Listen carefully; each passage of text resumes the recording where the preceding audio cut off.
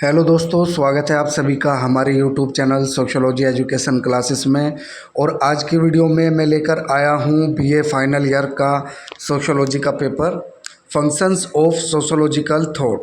Paper code है इसका A332। 2020 का पेपर है। पिछली वीडियो में 50% कराए थे और बाकी के 50% इस वीडियो में कराऊंगा। तो शुरू करते हैं। 51वां पर्सन है हमारा। नौकरशाही की अवधारणा संबंधित है। तो नौकरशाही की अवधारणा मैक्स वेबर की है। ठीक है, वेबर का पूरा नाम मैक्स वेबर, पिछली कई वीडियो में मैं बता चुका हूँ कि वेबर का पूरा नाम क्या है, मैक्स वेबर। अगला प्रश्न है, मैक्स वेबर के अनुसार इनमें से सत्ता का कौन सा प्रकार नहीं है। तो सत्ता वैधानिक भी होती है, परंपरात्मक और चमत्कारिक, लेकिन मनोरंजन नहीं है। ये सत्ता का प्रकार नहीं है। ठीक है, तो ऑप्शन ए सही होगा इसमें। इनमें से सत्ता का कौन सा प्रकार नहीं है, तो मनोरंजन सत्ता का प्रकार नहीं है। अगला प्रश्न देखते हैं, द सुसाइड पुस्तक का लेखक कौन है। तो द सुसाइड पुस्तक किसकी है, दुर्खीम की है। आत्महत्या पुस्तक किसकी है, दुर्खीम की। तो ऑप्शन ए सही होगा इसमें। अगला प्रश्न है, वह क्रिया जो कार्य कारण संबंधों पर आधारित है। वह क्रिया जो कार्य कारण और संबंधों पर आधारित है, तो उस क्रिया को हम कौन सी क्रिया बोलेंगे, वो होगी तार्किक क्रिया। ऑप्शन सी इसमें सही होगा। वह क्रिया जो कार्य कारण संबंधों पर आधारित है, तो वह तार्किक क्रिया होगी। देखते हैं अगला प्रश्न, आदर्श प्रारूप की अवधारणा संबंधित है। तो आदर्श प्रारूप की अवधारणा दी थी मैक्स वेबर ने, तो ऑप्शन ए इसमें सही होगा। अगला प्रश्न है, लक्ष्य और साधन को ध्यान में रखकर की जाने वाली क्रिया जानी जाती है। लक्ष्य और साधन को ध्यान में, तो लक्ष्य और साधन को ध्यान में रखकर की जाने वाली क्रिया को क्या कहेंगे हम, तार्किक क्रिया। ये भी तार्किक ही होगी। ऑप्शन ए सही होगा इसमें। अगला प्रश्न है, मार्क्सवाद जाना जाता है। तो मार्क्सवाद आर्थिक निर्धारणवाद के लिए जाना जाता है। ऑप्शन ए इसमें सही होगा। आर्थिक निर्धारणवाद के रूप में जाना जाता है मार्क्सवाद। अगला प्रश्न दिया है, सत्ता की अवधारणा का संबंध है। तो सत्ता की अवधारणा का संबंध है मैक्स वेबर से। ऑप्शन डी इसमें सही होगा। अगला प्रश्न दिया है, the division of labour in society पुस्तक का लेखक कौन है। The division of labour in society, समाज में श्रम विभाजन पुस्तक के लेखक कौन है, तो Durkheim. The division of labour in society पुस्तक के लेखक इमाइल दुर्खीम है, और अपनी इसी पुस्तक में इन्होंने श्रम विभाजन का सिद्धांत दिया था। अगला प्रश्न दिया है, हर्बर्ट स्पेंसर को किस सिद्धांत के लिए जाना जाता है। तो हर्बर्ट स्पेंसर को जाना जाता है सामाजिक उद्विकास के लिए। ठीक है, सोशल इवोल्यूशन के लिए। सामाजिक उद्विकास का सिद्धांत किसका है, हर्बर्ट स्पेंसर का। सोशल स्टैटिक्स पुस्तक का लेखक कौन है। तो सोशल स्टैटिक्स पुस्तक के लेखक हर्बर्ट स्पेंसर है। ऑप्शन ए इसमें सही होगा। अगला प्रश्न दिया है, कार्ल मार्क्स किस धर्म से संबंधित है। तो कार्ल मार्क्स का धर्म है यहूदी धर्म के है, वो यहूदी धर्म से संबंधित है। ऑप्शन डी इसमें सही होगा। अगला प्रश्न दिया है, कार्ल मार्क्स के अनुसार सामाजिक क्रांति का मुख्य कारण क्या है। कार्ल मार्क्स के अनुसार बताना है कि सामाजिक क्रांति का मुख्य कारण क्या है। तो इसमें ऑप्शन सी होगा, उत्पादन के साधनों का असमान वितरण। अगला प्रश्न दिया है, कार्ल मार्क्स के द्वारा किस सिद्धांत का प्रतिपादन किया गया है। तो वर्ग संघर्ष का सिद्धांत है कार्ल मार्क्स का, और सामाजिक तथ्य का किसका हो गया, इमाइल दुर्खीम का। सामाजिक तथ्य दुर्खीम का, और उद्विकास स्पेंसर का। अगला प्रश्न है सामाजिक क्रिया की अवधारणा का प्रतिपादन किया है। तो सामाजिक क्रिया की जो अवधारणा है वो किसने दी है? मैक्स वेबर ने। ऑप्शन ए इसमें सही होगा। दी पॉवर्टी ऑफ फिलोसफी पुस्तक का लेखक कौन है? दी पॉवर्टी ऑफ फिलोसफी पुस्तक के लेखक है Karl Marx. The poverty of philosophy पुस्तक के लेखक है कार्ल मार्क्स। ऑप्शन ए इसमें सही होगा। अगला प्रश्न दिया है अतिरिक्त मूल्य का सिद्धांत किससे संबंधित है? तो अतिरिक्त मूल्य का सिद्धांत दिया था कार्ल मार्क्स ने ही दिया था। ऑप्शन डी इसमें सही होगा। कार्ल मार्क्स का ही अतिरिक्त मूल्य का सिद्धांत। किसने कहा था कि धर्म समाज में जनता के लिए अफीम की तरह है? तो ये भी कार्ल मार्क्स ने कहा था। ऑप्शन ए इसमें सही होगा। अगला प्रश्न दिया है निम्न में से किसने धर्म के विकास के लिए पूंजीवादी अर्थव्यवस्था को आवश्यक माना है? तो इसमें हो जाएगा हमारा वेबर। ऑप्शन सी सही होगा, मैक्स वेबर। पूंजीवादी अर्थव्यवस्था को आवश्यक माना है धर्म के लिए मैक्स वेबर ने। अगला प्रश्न दिया है दास कैपिटल पुस्तक के लेखक कौन है? तो दास कैपिटल पुस्तक के लेखक है कार्ल मार्क्स। और जो दास कैपिटल पुस्तक है वो मार्क्सवादियों के लिए बाइबिल की तरह है, बाइबिल के समान है। समाजवादियों के लिए दास कैपिटल बाइबिल के समान है। मार्क्स के अनुसार वर्ग संघर्ष का परिणाम क्या होगा? तो पूंजीपतियों का अंत होगा और सर्वहारा का अधिनायक तत्व, सर्वहारा वर्ग का अधिनायक होगा। ऑप्शन डी इसमें सही होगा, पूंजीपतियों का अंत तथा सर्वहारा का अधिनायकत्व। अगला प्रश्न है the religion of China, max weber की पुस्तक है। ऑप्शन सी होगा इसमें। द रिलीजन ऑफ चाइना पुस्तक का लेखक कौन है? Max weber. अगला प्रश्न दिया है इनमें से कौन भारतीय सामाजिक विचारक है? तो आर के मुखर्जी, राधा कमल मुखर्जी लखनऊ संप्रदाय से संबंधित है, तो ये भारतीय समाजशास्त्री है।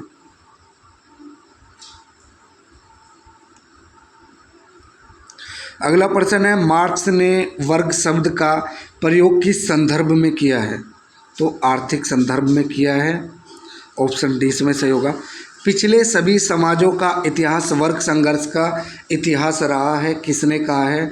तो ये कहा था कार्ल मार्क्स ने। ऑप्शन सी इसमें सही होगा, मार्क्स।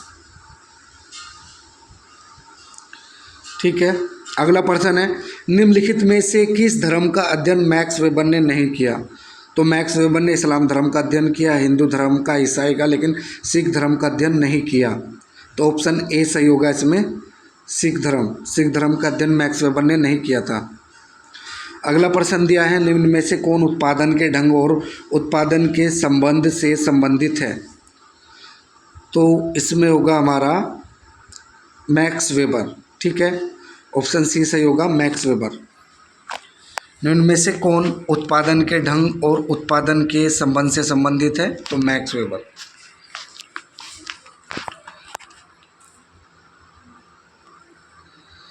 अगला प्रश्न दिया है भारतीय समाजशास्त्र का पिता कौन है? तो भारतीय समाजशास्त्र के पिता है जी.एस. घुरिये। भारतीय इतिहास की मार्क्सवादी परिप्रेक्ष्य में व्याख्या किसने की? तो भारतीय इतिहास की मार्क्सवादी परिप्रेक्ष्य में व्याख्या की थी डी.पी. मुखर्जी ने। डी.पी. मुखर्जी का पूरा नाम क्या है मैं बता चुका हूँ पिछले वीडियोज़ में भी। डी.पी. मुखर्जी का पूरा नाम है धुरजटी प्रसाद मुखर्जी। धुरजटी प्रसाद मुखर्जी। डी.पी. मुखर्जी का पूरा नाम है धुरजटी प्रसाद मुखर्जी। अगला प्रश्न है भारतीय संस्कृति में विविधता को पहचानने की अद्भुत शक्ति है, किसने कहा है? तो ये कहा था डी.पी. मुखर्जी ने ही, धुरजटी प्रसाद मुखर्जी ने, कि भारतीय संस्कृति में विविधता को पहचानने की अद्भुत शक्ति है। अगला प्रश्न दिया है सोशल टेंशंस इन इंडिया पुस्तक का लेखक कौन है? तो सोशल टेंशंस इन इंडिया पुस्तक के लेखक मुखर्जी है। ठीक है, डी.पी. मुखर्जी, धुरजटी प्रसाद मुखर्जी की पुस्तक है सोशल टेंशंस इन इंडिया। अगला प्रश्न दिया है द इंडियन साधुज नामक पुस्तक का लेखक कौन है? तो दी इंडियन साधुज पुस्तक के लेखक है GS Ghurye. Indian sociological society का संस्थापक कौन है? तो इंडियन सोशोलॉजिकल सोसाइटी के संस्थापक भी GS घुरिये है। और GS घुरिये का पूरा नाम क्या है? गोविंद सदाशिव घुरिये। गोविंद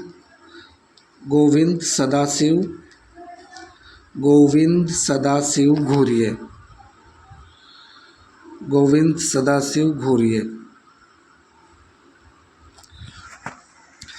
GS घुरिये का जन्म कब हुआ? तो GS घुरिये का जन्म हुआ था 1893 ईस्वी में। ऑप्शन सी इसमें सही होगा। अगर मृत्यु की बात करें हम, तो मृत्यु हुई थी GS घुरिये की मृत्यु हुई थी 1983 में। जन्म कब हुआ? GS घुरिये का जन्म हुआ, गोविंद सदाशिव घुरिये का जन्म हुआ 1893 ईस्वी में और मृत्यु हुई 1983 ईस्वी में। अस्पृश्यता संबंधित है, तो अस्पृश्यता जाति से संबंधित है। ऑप्शन ए इसमें सही होगा। इनमें से जाति का आधार क्या है? तो जाति जन्म पर आधारित होती है।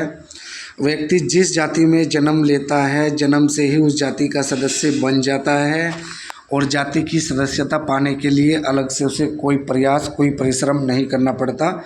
जन्म लेते ही जिस जाति में जन्म लेगा उसी जाति का सदस्य बन जाता है। इसलिए जाति का आधार जन्म है, जन्म पर आधारित होती है जाति।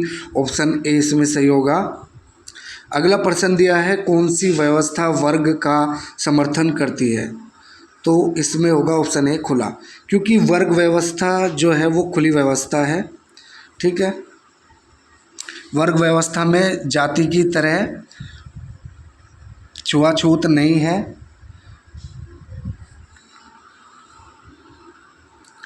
अगला प्रश्न है, क्या यह सत्य है कि संस्कृति का स्थायित्व एवं एकीकरण मूल्यों पर आधारित है? तो ये सत्य है। ऑप्शन ए इसमें सही होगा। अगला प्रश्न है, मूल्यों का समाजशास्त्र से संबंधित है? तो मूल्यों का समाजशास्त्र RK मुखर्जी, राधा कमल मुखर्जी। RK मुखर्जी का पूरा नाम क्या है? राधा कमल मुखर्जी। मैंने पहले कई वीडियो में भी बताया है सोशियोलॉजी की। राधा कमल मुखर्जी, ये आप लोग ध्यान रखिएगा। पूछ लेते हैं, एग्जामिनर पूछ लेता है कि RK मुखर्जी का पूरा नाम क्या है, या किसी भी समाजशास्त्री का नाम पूछ सकते हैं, तो आपको पूरा नाम याद कर लेना है। सभी समाजशास्त्रियों के पूरे नाम याद रखिएगा। कौन सा सिद्धांत MN श्रीनिवास से संबंधित है? तो नौकरशाही का सिद्धांत किसका है? ये हो गया नौकरशाही का, तो मैक्स वेबर का सिद्धांत हो गया। आदर्श प्रारूप का भी मैक्स वेबर का सिद्धांत हो गया। लेकिन संस्कृतिकरण जो है वो है MN श्रीनिवास का। ठीक है, तो ऑप्शन डी इसमें सही होगा। अगला प्रश्न है, प्रभु जाति की अवधारणा का प्रतिपादन किसने किया था? तो प्रभु जाति की अवधारणा का प्रतिपादन भी MN श्रीनिवास ने किया था। ऑप्शन ए इसमें सही होगा।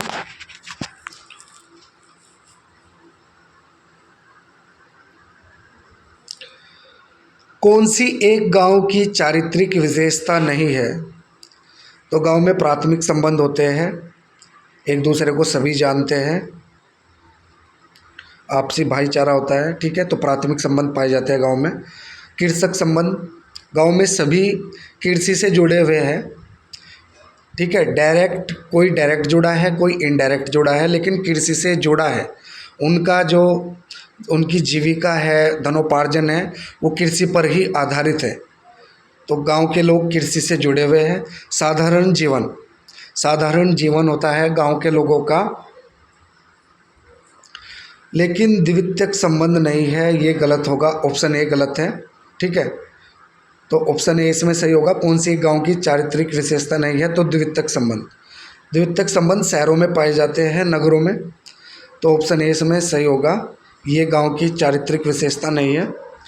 अगला प्रश्न दिया है, निम्नलिखित में से दक्षिण भारत में नातेदारी व्यवस्था के अध्ययन से कौन जुड़ा हुआ है? तो इरावती कर्वे। ऑप्शन ए इसमें सही होगा। कई बार रिपीट हुआ है, ये क्वेश्चन बहुत ही खास है, तो इसको आप अच्छे से तैयार कर लीजिएगा। अगला प्रश्न दिया है, समीरपेट गांव की सामाजिक संरचना का अध्ययन किसने किया था? समीरपेट गांव का अध्ययन किसने किया था? एस.सी. दुबे ने। समीरपेट गांव का अध्ययन किया था एस.सी. दुबे ने। ऑप्शन सी इसमें सही होगा। अगला प्रश्न दिया है, इंडियन विलेज नामक पुस्तक का लेखक कौन है? तो इंडियन विलेज पुस्तक के लेखक है एस.सी. दुबे। ऑप्शन ए इसमें सही होगा। इंडियन विलेज पुस्तक के लेखक है एस.सी. दुबे। डाइवर्सिटीज़ पुस्तक का लेखक कौन है? तो डाइवर्सिटीज़ पुस्तक डी.पी. मुखर्जी की है, धुरजटी प्रसाद मुखर्जी की है। ठीक है, तो इसका होगा ऑप्शन ए।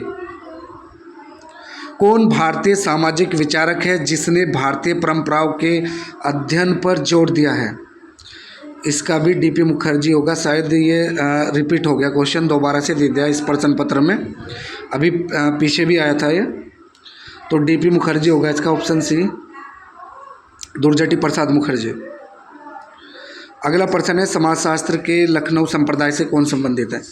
तो लखनऊ संप्रदाय से आर.के. मुखर्जी, राधा कमल मुखर्जी संबंधित है। ऑप्शन ए इसमें सही होगा। सर्वप्रथम भारत के किस विश्वविद्यालय में समाजशास्त्र का प्रारंभ हुआ? तो वो था बॉम्बे में 1919 में। सबसे पहले भारत में बॉम्बे विश्वविद्यालय में समाजशास्त्र का प्रारंभ हुआ था 1919 में। मूल्यों का संस्तरण संबंधित है, तो मूल्यों का सिद्धांत किसने दिया है? राधा कमल मुखर्जी ने। और मूल्यों का संस्तरण जो किया है वो भी राधा कमल मुखर्जी ने, आर.के. मुखर्जी। ऑप्शन बी इसमें सही होगा। ठीक है, तो ये था हमारा बीए फाइनल ईयर का सोशियोलॉजी का पेपर 2020 का, फंक्शंस ऑफ सोशियोलॉजिकल थॉट। ये पेपर आपका कंप्लीट हो गया है।